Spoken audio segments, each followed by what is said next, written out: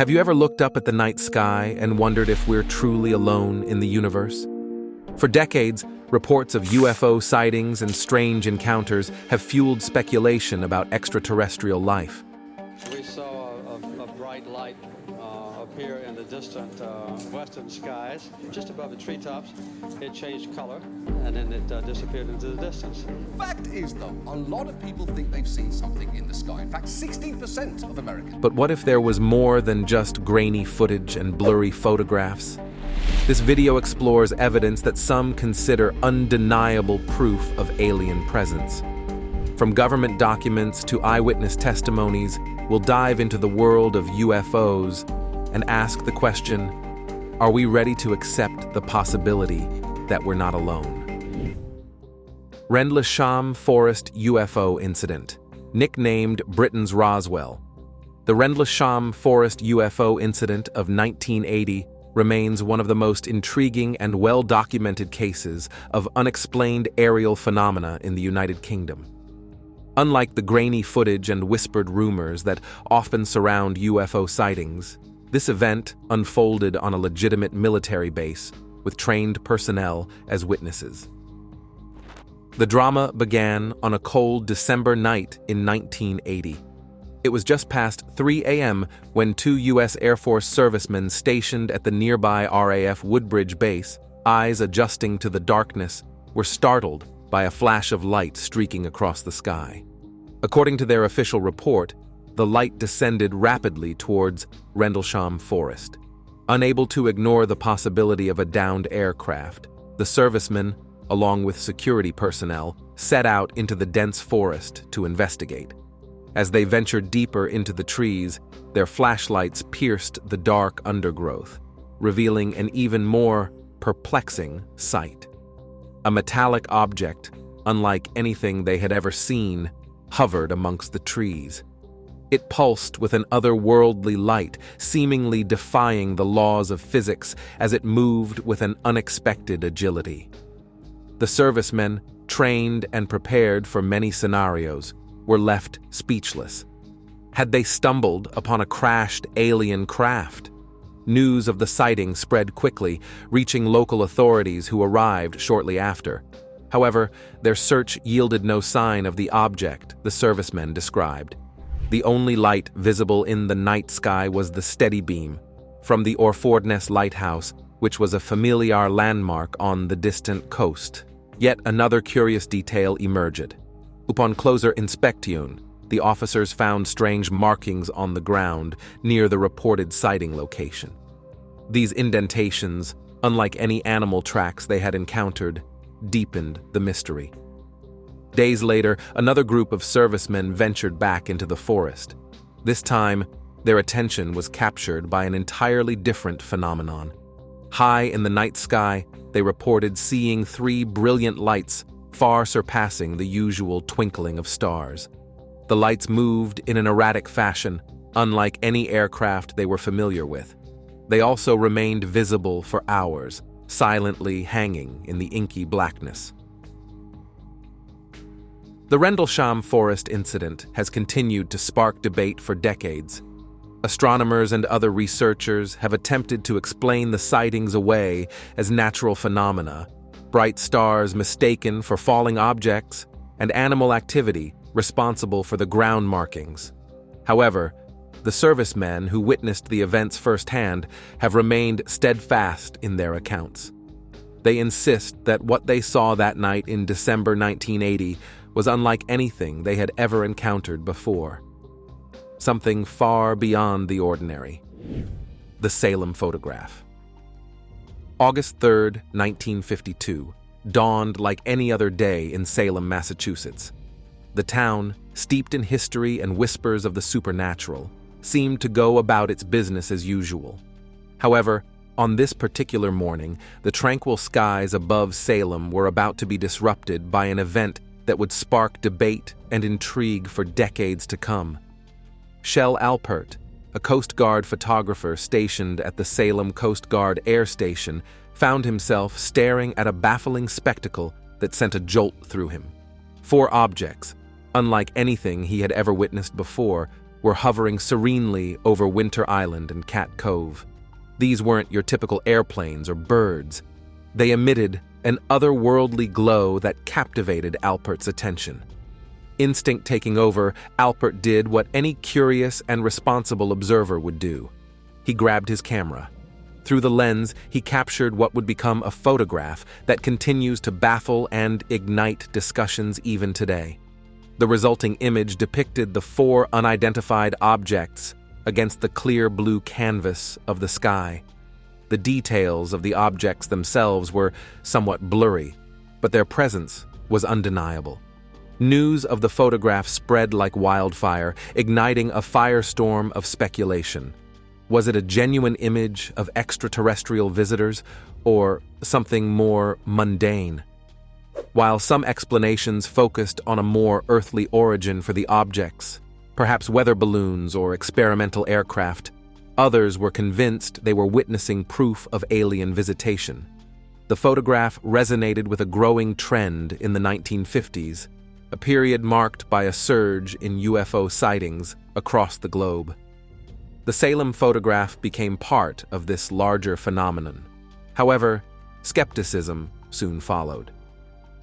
Critics pointed out the possibility that the objects in the photograph were simply reflections or lens flares caused by the camera or the window through which the picture was taken.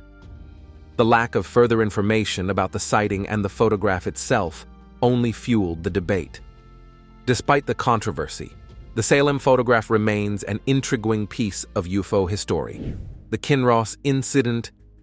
If you thought close encounters with unidentified objects were relegated to science fiction movies, think again.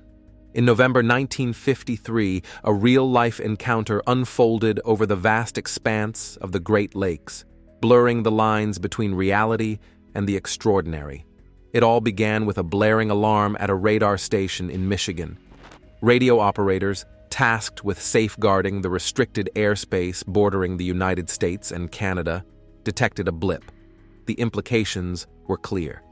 Something unauthorized was where it shouldn't be. Taking immediate action, officials at Kinross Air Force Base scrambled a fighter jet to investigate the unidentified target.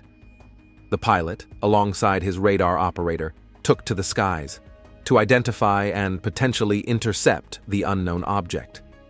From the ground, air traffic controllers monitored the situation with bated breath. On their radar screens, they witnessed a tense game of cat and mouse unfold. The blip representing the fighter jet steadily closed the distance between itself and the unidentified object. On the ground, controllers watched in disbelief as the two blips on the screen moved closer and closer still. Then, in a scene that seemed ripped from a movie, the blips appeared to merge into one. A collective gasp echoed through the control room. Had the two crafts collided? Were they witnessing a mid-air disaster? However, the story didn't end there. The merged blip, defying all logic, continued moving not toward American airspace but deeper into Canadian territory. The fighter plane, on the other hand, simply vanished from the radar. Radio calls to the pilot and his crew went unanswered. A frantic search and rescue operation was launched, with Canadian authorities joining the effort. But their efforts were met with a disheartening reality. No trace of the missing fighter plane or its crew was ever found. The vast expanse of the Great Lakes offered no clues, no wreckage, no answers. The Kinross Incident, as it came to be known, ignited a firestorm of speculation. Some whispered about a malfunction causing the fighter to crash, while others entertained the outlandish notion that the Kinross plane was somehow swallowed up by the unidentified craft, which then simply vanished without a trace. Till today, the Kinross Incident remains an unsolved mystery. Abducted by aliens in Wyoming. Stories of people getting abducted by aliens seem like something you would see in a movie. Bright lights, strange beings, and a complete loss of time. But in 1974, Carl Higdon, a hunter in Wyoming, had an experience that would forever alter his life. It all began on a seemingly ordinary day in Medicine Bow National Forest. Carl was stalking his prey, an elk, through the dense woods. He lined up the shot, fired his rifle, and something extraordinary happened.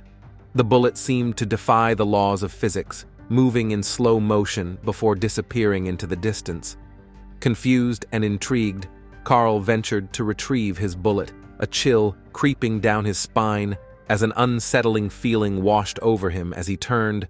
A sight ripped straight from science fiction met his eyes. Towering over him was a humanoid figure easily exceeding 6 feet in height. This being resembled nothing Carl had ever encountered. It was clad in a dark, skin-tight jumpsuit and also sported a wide belt adorned with a peculiar symbol, a 6-pointed star with a yellow emblem in the center. The figure possessed unsettling features: straight hair defying gravity, an absence of eyebrows, and oddly bowed legs. Its long arms ended in appendages resembling metallic rods rather than hands. The encounter took an even stranger turn when the being spoke. Its voice was emotionless and monotone. It inquired if Carl was hungry and offered him 4 pills. It claimed that consuming just one would stave off hunger for 4 days. Without warning, the humanoid pointed at Carl. In the blink of an eye, he found himself trapped within a transparent cylindrical device, his head encased in a helmet. 2 more figures materialized, carrying the 5 elk Carl had previously hunted. But something was off. The elk were rigid and frozen in an unnatural state. The beings, through a form of telepathic communication, informed him of their intention to take him to their home planet, which was 163,000 light-years away. The journey, he claimed, happened instantaneously in a blinding flash. Upon arrival, he described a landscape dominated by towering structures similar to the Seattle Space Needle and bathed in the harsh glow of an intensely hot sun. The next thing he knew, Carl found himself back in Medicine Bow Park, disoriented and shaken. 2.5 hours had inexplicably gone by. His truck, which he had left near the hunting grounds, was nowhere to be seen. Stumbling through the darkness, he finally found it 3 miles away. Exhausted, Carl made his way to the nearest radio and contacted the local sheriff. When they found him near midnight, he was a wreck, babbling about being abducted and his stolen elk. After he was taken to the local hospital for evaluation, a series of baffling medical anomalies emerged. Doctors discovered his vitamin levels had inexplicably skyrocketed. Perhaps even more baffling, X-rays revealed his lungs, previously riddled with tuberculosis scars, were now completely clear. As if to corroborate Higdon's story, his wife and 2 other witnesses reported seeing strange green and red lights streaking across the sky on the night of his alleged abduction. The Carl Higdon incident remains an enigma, a case that continues to fuel debate and intrigue, blurring the line between reality and the realm of the fantastical. The unforgettable UFO encounter of Reverend Gill. Back in 1959, a report emerged that sent shivers down the spines of extraterrestrial enthusiasts. This report was a first-hand account by Reverend William Booth Gill, an Anglican missionary stationed in Papua New Guinea. It all began on a seemingly ordinary day when Reverend Gill noticed a peculiar sight in the sky, a sparkling object that defied explanation. He wasn't alone in his observation. Around 30 other witnesses, presumably fellow missionaries or villagers, shared his gaze. The Reverend, a man of faith and meticulous nature, decided to take action. He spent the next 4 hours documenting the object's movements, jotting down notes as the light danced across the sky. The initial spectacle was captivating enough, but the event took a strange turn after roughly 45 minutes. The sparkling object, which Reverend Gill later referred to as a mothership, vanished briefly, only to reappear later. This time, it wasn't alone. 3 smaller objects, seemingly tethered to the larger one, accompanied its return. The night sky had transformed into a scene straight out of science fiction. The spectacle intensified as the mothership emitted a beam of otherworldly blue light. The light grew more intense, and the craft descended. It dipped low enough for Reverend Gill to distinctly see 4 figures standing atop the vessel. These weren't vague, shadowy outlines. He described them as alien figures. When rain began to fall, the larger craft and its smaller companions finally retreated from sight. The following night, however, they returned. The mothership reappeared, and the 4 figures were once again visible. This time they raised their appendages in a gesture that Reverend Gill interpreted as a wave. Without hesitation, he waved back. The credibility of the witness, a respected religious figure, compelled the Australian government to take the incident seriously. They launched an official investigation, no doubt hoping to unravel the mystery. Their conclusion, however, offered a more conventional explanation. The phenomena likely had a natural origin, and the perceived human shapes could be attributed to variations in cloud formations. While a diplomatic explanation, it left a fair amount to be desired, particularly for those who believed Reverend Gill's account. The Reverend himself remained unconvinced by the official explanation. He clung to his belief that he had witnessed something extraordinary. This encounter, he believed, was a pivotal moment in his life. He dedicated much of his remaining years to sharing his story, writing a guide based on his experiences, ensuring that his encounter with the unknown wouldn't be easily forgotten. Astronauts' close encounters. When it comes to UFO sightings, there is a certain weight given to the reports of astronauts, the men and women who have ventured beyond our atmosphere and gazed upon the vastness of space. These are, after all, highly trained individuals with a wealth of experience observing celestial objects. Interestingly, a handful of astronauts have come forward with their own UFO encounters, adding fuel to the fire of the extraterrestrial debate. Among them is Edgar Mitchell, a lunar module pilot on Apollo 14. Mitchell has spoken openly about his belief in alien intelligence and even government knowledge of their existence. Similarly, Katie Coleman, a veteran of 5 space missions, has recounted experiences that some interpret as potential UFO sightings. Dr. Brian O'Leary, a former NASA scientist-astronaut, adds another layer to the conversation. He has not only reported his own UFO encounters, but has also been a vocal advocate for openness regarding potential extraterrestrial contact. Perhaps the most well-known astronaut UFO story comes from Buzz Aldrin, the second person to walk on the moon during the Apollo 11 mission. Aldrin has described an experience where he and his crewmates observed an unidentified object flying alongside their spacecraft. Initially, they believed it might be the discarded Saturn V rocket stage, a logical explanation considering the mission sequence. However, their theory was quickly debunked by Mission Control, who confirmed the object was 6,000 miles away. This detail adds a layer of mystery to Aldrin's account, leaving room for interpretation and speculation. The reports from these astronauts, while not offering definitive proof of extraterrestrial life, do lend a certain credibility to the UFO phenomenon. Their accounts continue to spark debate and intrigue, leaving the question lingering: are we truly alone in the universe? The metallic alien. The early days of UFO sightings were dominated by reports of encounters with strange humanoid beings. However, by 1973, the narrative seemed to take a shift. In that year, a small-town police chief named Jeff Greenhaw found himself at the center of a bizarre incident. It all began with a phone call.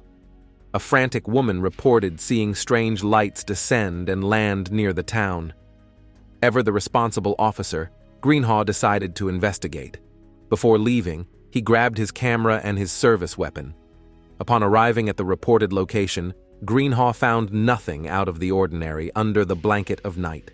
Yet, as a police officer, he remained cautious. He opted to take a dirt road near the reported landing site, his headlights cutting through the darkness. Suddenly, The beams illuminated a figure walking in an unusual, almost unnatural manner. Concern flickered across Greenhaw's mind. Perhaps the individual was injured and needed assistance. He pulled his vehicle alongside the figure, getting a clearer look. What he saw sent a jolt through him. The figure was clad in a metallic suit, an alien material that seemed to emit an otherworldly glow. This wasn't a human. It was something else entirely. Greenhaw then attempted communication. He called out, inquiring about the figure's well-being, but there was no response. Faced with the unexpected, Greenhaw then reached for his camera and began to take pictures. The flash from the camera seemed to trigger a reaction. The metallic figure, as if startled, abruptly bolted into the night, disappearing with a burst of what Greenhaw described as inhuman speed. The encounter left him shaken but determined. He had documented something extraordinary, something unexplainable. The photographs Greenhaw captured that night would become a central piece of the case. Experts examined them, scrutinizing every detail. Their verdict was that the photos were authentic. An even more intriguing detail emerged during the examination process. The negatives contained faint images of unidentified flying object-like shapes, objects not visible in the developed prints. Unfortunately for Greenhaw, reporting such an extraordinary encounter came at a heavy cost. Cynics within the community dismissed his story as a mere prank, a fabrication concocted out of boredom. The mysterious woman who had initially alerted him remained unidentified, further fueling the flames of doubt. The fallout was swift and devastating. He was fired from his job, his marriage crumbled, and his home was destroyed in a mysterious fire. Despite the personal toll, Greenhaw remained steadfast in his story. He continued to keep a watchful eye over his community, forever marked by the encounter with the metallic figure and the lingering question: what truly transpired on that dark night? The truth, as they say, might be out there, but for Chief Greenhaw, the experience came at a heavy price. Now it's time for today's subscriber's pick. You wanted to see if there's any proof of aliens out there, and well, some people on the dark web sure think they have it. This image, which is said to have been found on the dark web, is supposedly a photo of an alien being. The photo, circulating under the headline, "Warning, Alien Photos Just Found on the Dark Web Prove Their Existence," shows the head and shoulders of a humanoid figure with large black eyes and smooth, hairless skin. The image is grainy, blurry, and frankly a little creepy. Of course, there's no way to verify the authenticity of this image. It could be a hoax, a clever bit of Photoshop work, or even a costume. But that doesn't mean it isn't interesting to look at. What do you think? Does this image change your mind about the possibility of alien life? Let us know in the comments below. Bizarre sightings in Washington, D.C. The summer of 1952 ushered in a wave of sightings that would forever be etched in UFO lore.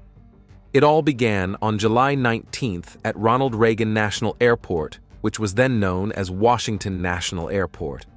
Air traffic controllers witnessed something unsettling. Their radar screens, normally a predictable display of scheduled air traffic, flickered with unexpected blips. These weren't routine commercial flights or military aircraft following established flight paths. They were something entirely different. The objects detected on the radar moved with speeds that defied explanation. One moment they would appear on the screen and, in the blink of an eye, they would vanish or change course abruptly. This erratic movement made them impossible to track using conventional radar technology. The controllers, understandably alarmed, contacted their superiors. Word of the unidentified aircraft quickly spread through military channels, escalating the situation. The following weekend, the phenomenon intensified. Eyewitness accounts began flooding in from various sources.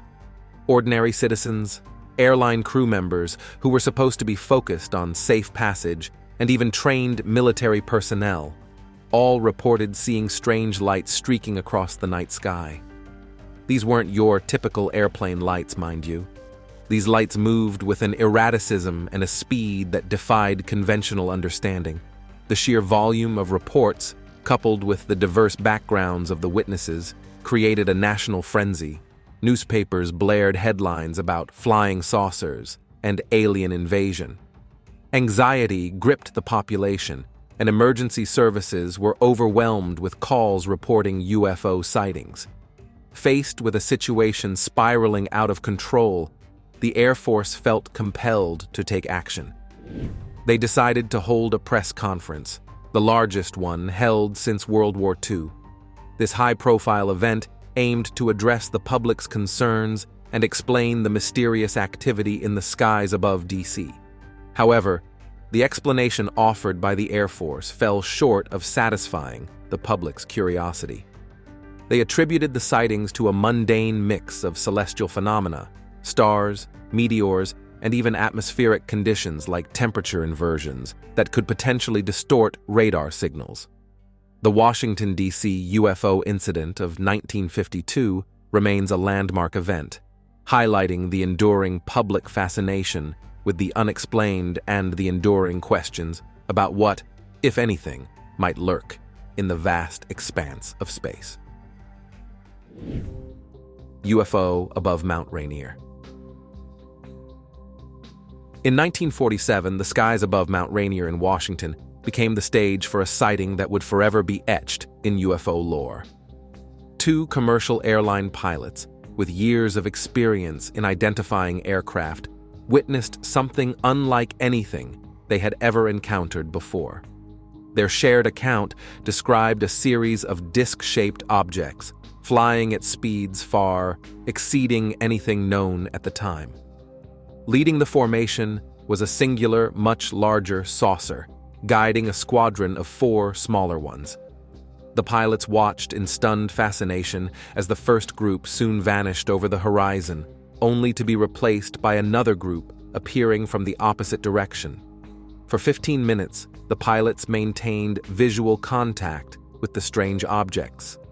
One particularly noteworthy detail was that the unconventional craft left no contrails, the telltale streaks of condensed water vapor that typically trail behind jet aircraft. Despite the unnerving nature of the encounter, the pilots reported no hostile actions from the supposed alien craft. One of the pilots offered a theory.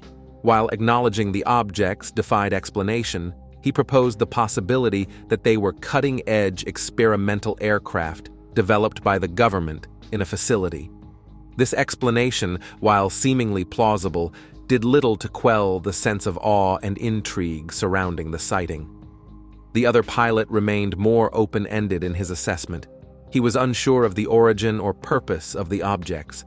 However, the detailed descriptions provided by the pilots became a cornerstone of UFO sightings and fueled discussions about extraterrestrial visitation for decades to come. Westall UFO. Under the clear Australian sky on April 6, 1966, a quiet morning at Westall High School in Melbourne was shattered by something extraordinary. Around 11 a.m., the ordinary gave way to the inexplicable as an unidentified flying object materialized in the schoolyard. Over 200 students, along with several teachers, became captivated witnesses to this unfolding spectacle. The UFO, a sight unlike anything they had ever seen before, descended from the sky and hovered ominously over a nearby field. For an extended period, estimated to be around 20 minutes, the object held its position, a silent sentinel under the watchful gaze of hundreds of bewildered observers. Descriptions of the UFO painted a vivid picture. Witnesses reported it to be a metallic gray, saucer-shaped craft, and they placed its size at roughly twice that of a typical family car. The sudden appearance of the UFO in a controlled airspace naturally raised questions about its origin. Authorities were quick to rule out any conventional explanations. Commercial and private air traffic was absent from the area at the time, and the Royal Australian Air Force confirmed they had no aircraft operating in the vicinity. Explanations centered around earthly phenomena soon surfaced. One theory proposed that the object was merely a weather balloon. It was a mundane explanation that was quickly dismissed by the eyewitnesses. Their detailed and consistent accounts left little room for a misidentified balloon. The Australian skeptics, a group dedicated to rational explanations for paranormal phenomena, offered an alternative theory. The UFO might have been a prototype military craft, perhaps similar to the nylon target drogues used for RAAF training exercises. However, this theory, too, hit a dead end. The RAAF stepped in to clarify that they weren't conducting any exercises in that airspace at the time of the sighting. Korea's Centuries Old UFO Incident. This time, we travel back in time, not to the era of jet fighters and radar screens, but to a period far removed from our modern understanding of the skies. September 22nd, 1609. The setting, Gangwon Province, a tranquil region in Korea. On this particular day, a sequence of events unfolded that would be documented in the official historical record of Korea, and it involved a wave of unidentified flying object sightings. The first reports emerged from Goseong, a city bordering the East Sea. Between roughly 9 and 11 a.m., witnesses looked skyward in astonishment. They described a peculiar sight, an object likened to a halo or a wash basin, hovering serenely against the sky. News of this celestial spectacle spread quickly, traveling by word of mouth through the close-knit communities of the region. The sightings didn't end in Goseong. The unidentified aerial phenomenon appeared to drift eastward, reaching Chuncheon County by around 11 a.m. Here, the descriptions mirrored those from Goseong, with witnesses providing strikingly similar details about the object's appearance and movement. As the day wore on, the sightings reached a point of undeniable significance. Reports reached Yangyang County, a place of administrative importance. Among those who witnessed the phenomenon was Moonwee Kim, a high-ranking government official. Kim's social standing and position of authority added a layer of weight to the situation. It was highly unlikely that such a respected figure would fabricate a story about an unidentified object in the sky. The fact that these sightings occurred centuries before the age of widespread communication, telephones, internet, and social media further strengthens their credibility. It makes the possibility of mass hysteria or copycat accounts highly unlikely.